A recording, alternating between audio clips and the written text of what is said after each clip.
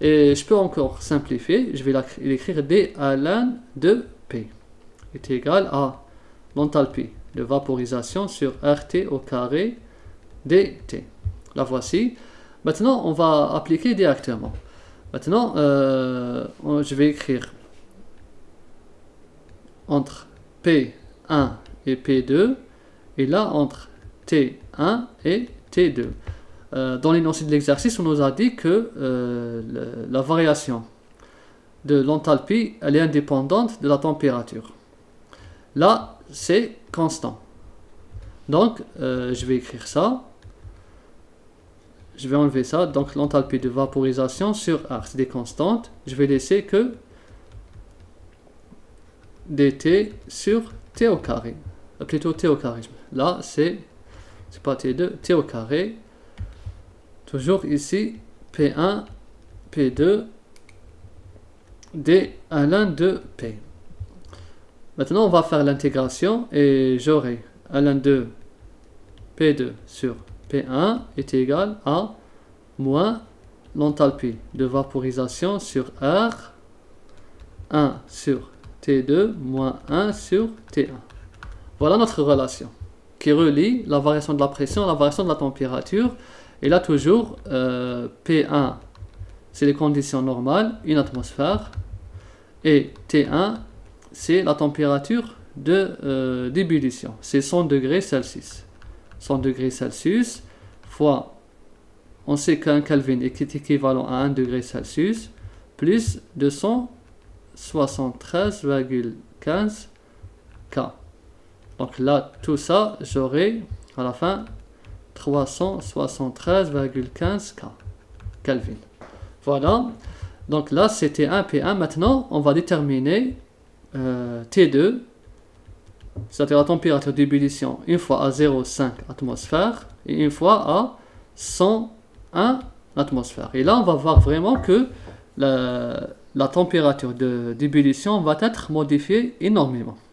On commence par 0,5 atmosphères. Donc là, la modification à 0,5 atmosphères. Si je fais abaisser la pression de 0,5 unités, je vais remplacer directement là. Donc ici, ce qui m'intéresse, c'est le 1 sur T2. C'est ça ce qui m'intéresse le plus. C'est ce que je recherche. Plutôt, c'est ça. C'est le T2. Donc, je vais arranger cette équation. Je vais avoir comme ça 1 sur T2 moins 1 sur T1 est égal à moins R sur l'enthalpie de vaporisation fois ln de P2 sur P1. Voilà. Maintenant, à la fin, j'aurai 1 sur T2, pour ne pas se tromper, est égal à 1 sur T1 moins R sur delta H de vaporisation ln de P2 sur P1.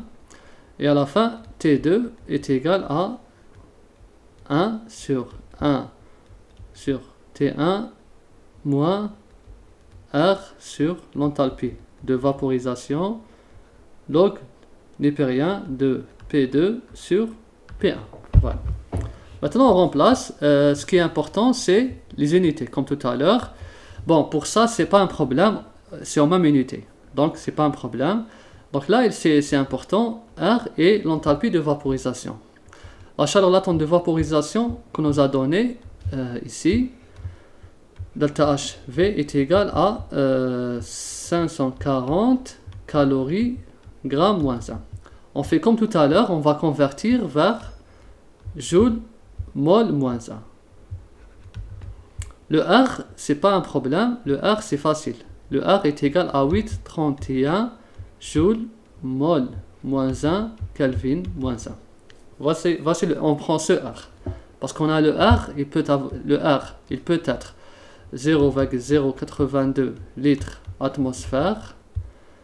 Bien sûr, mol moins 1 Kelvin moins 1. Comme il peut être 8,31, comme on vient de voir, joule mol moins 1 Kelvin moins 1, comme il peut être aussi 1,98 calories mol moins 1 Kelvin moins 1.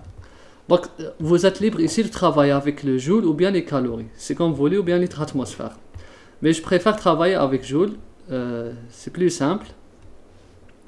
Donc là, je convertis est égal à 540 calories par gramme que je multiplie par le facteur de conversion de calories joule. Une calorie, c'est 4,184 joules, comme ça, fois, ici, il ne faut pas oublier que c'est les grammes. Donc, je multiplie par la masse molaire de l'eau, 18 grammes sur 1 mol. C'est l'analyse dimensionnelle. Vous pouvez revoir la playlist mesures en chimie pour apprendre comment on travaille avec l'analyse dimensionnelle. Et là, j'aurai calories avec calories, j'en 9, grammes avec grammes, et à la fin, j'aurai une valeur en joules, mol moins 1. Comme ça, en joules, mol moins 1. Vous faites le calcul et vous allez trouver une valeur de 40 000. D'accord? Donc là, en faisant le calcul, j'ai trouvé environ 40 668. Comme ça.